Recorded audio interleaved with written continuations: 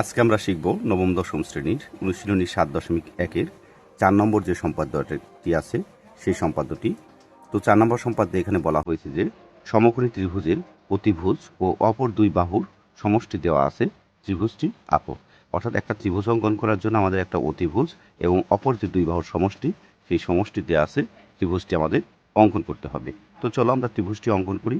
তো এর জন্য আমরা কি করব, সর্বপ্রথমে যে অপর যে দুই বাহুর সমষ্টি সেই সমষ্টিটা নিয়ে নিব। তো আমি এখানে আমার ইচ্ছে মতো মাপ নিচ্ছি, আমি 7 সেন্টিমিটার নেব। যেহেতু প্রশ্নে কোনো মাপ দেয়া নাই, তো সেক্ষেত্রে আমি ইচ্ছে মতো নিচ্ছি, তোমরা তোমাদের সুবিধা মতো নিবে। তো আমি 7 সেন্টিমিটার নিলাম। আর এই যে যে সমকোণী ত্রিভুজের অতিভুজ, তো অতিভুজটা নিব হচ্ছে আমি 5.5 সেন্টিমিটার, 5.5 সেন্টিমিটার।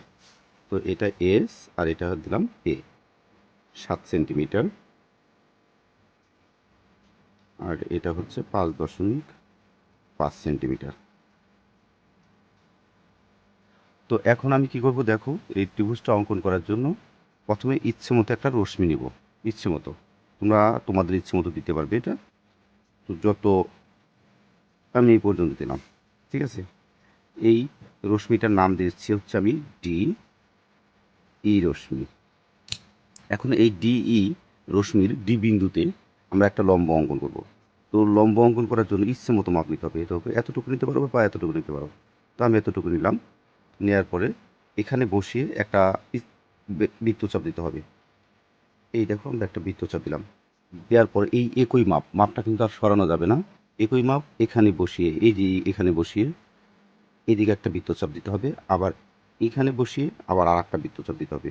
তারপরে এই যে একটু উপরের দিকে দিতে হবে একটা বৃত্তচাপ, আবার এই বিন্দুতে বসিয়ে আবার ওই বৃত্তচাপের উপর আর একটা বৃত্তচাপ দিতে হবে, একই মাপ নিয়ে কিন্তু। এই যে দেখো দিলাম। দেওয়ার পরে এখন দেখো এই যে বৃত্তচাপ দুটি কিন্তু এই বিন্দুতে ছেদ করছে। তো ওই ছেদ বিন্দু দিয়ে আমরা একটা কী করব, রেখা টানবো। তো রেখা টানলে আমাদের কিন্তু লম্বটা অঙ্কন করা হবে। তো এই লম্বটার নাম দিলাম আমরা ডি এফ, লম্ব, ঠিক আছে। এখন দেখো এই যে যে ডি বিন্দুতে যে কোণটা উৎপন্ন হয়েছে 90 ডিগ্রি, এই কোণটাকে আমরা কি করব, সমদ্বিখণ্ডিত করব বা সমান দুই ভাগে ভাগ করব। ভাগ করার জন্য দেখো এই যে এই বিন্দু আর এই বিন্দু এখানে বসিয়ে, এই যে দেখো পেন্সিলের মাথাটা আমাদের কি করতে হবে, অর্ধেকের বেশি নিতে হবে। দেখো এই যে এই বিন্দু আর এই যে কম্পাসের এই বিন্দু, আমাদের পেন্সিলের মাথাটা কিন্তু অর্ধেকের বেশি আছে, তো বেশি নিতে হবে, এটা হচ্ছে নিয়ম। তো আমরা বেশি নিলাম। নেয়ার পরে এদিকে একটা বৃত্তচাপ দিতে হবে, আবার এখানে বসিয়ে এদিকে একটা বৃত্তচাপ দিতে হবে। দেওয়ার পর আমরা কি করব, দেখো এই যে এইভাবে দিয়ে আমরা আগের মতোই একটা রেখা টেনে দেব। তো দেখো রেখা টেনে দিলাম, অর্থাৎ এই কোণটাকে আমরা সমদ্বিখণ্ডিত করলাম।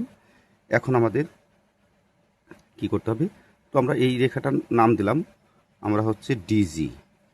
তো এখন আমরা কি করব, এই যে এস এর সমান মাপটা নিব।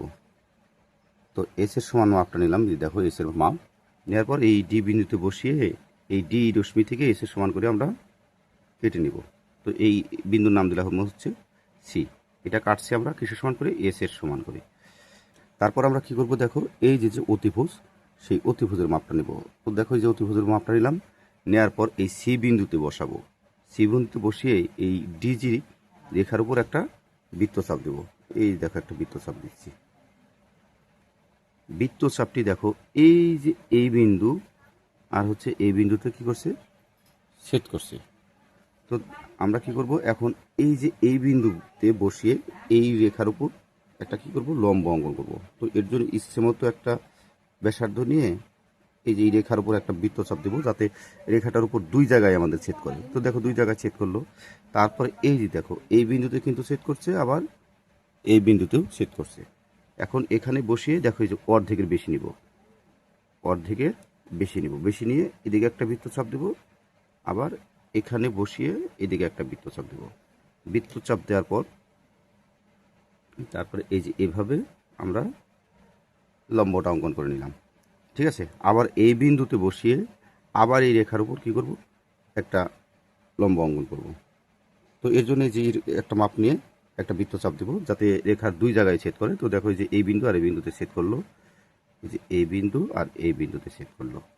এখন আবার সেম আগের মতোই এই বিন্দু আর এই বিন্দুর অর্ধেকের বেশি নিতে হবে, এই যে অর্ধেকের বেশি নিলাম, নিয়ে এদিকে একটা বৃত্তচাপ দেবো, আবার এইখানে বসিয়ে এদিকে একটা বৃত্তচাপ দেব। দেওয়ার পর আমরা এভাবে লম্বটা অঙ্কন করে নিলাম। ঠিক আছে, করার পর দেখো যে এই সি বিন্দু আর এই বিন্দু যোগ করে দেব, আমরা যোগ করে দেব। আর এই বিন্দু আর এই যে এইখানে একটা বিন্দু আমরা যোগ করে দেব। দেখো তাহলে আমাদের ত্রিভুজ অঙ্কন করা হয়ে গেল। তো এই বিন্দুর নাম দেব হচ্ছে আমরা এ, এটার নাম দেব হচ্ছে বি, আর এটা তো সি আছে, এখানে দিব এ ডট, এখানে এই বিন্দুর নাম দেব হচ্ছে আমরা বি, বি ডট। তো এটা যেহেতু আমরা এর সমান করে কেটেছিলাম, এটাও এ আর এটা এস দেয়া আছে, সেহেতু আমরা লিখতে পারি এতো এ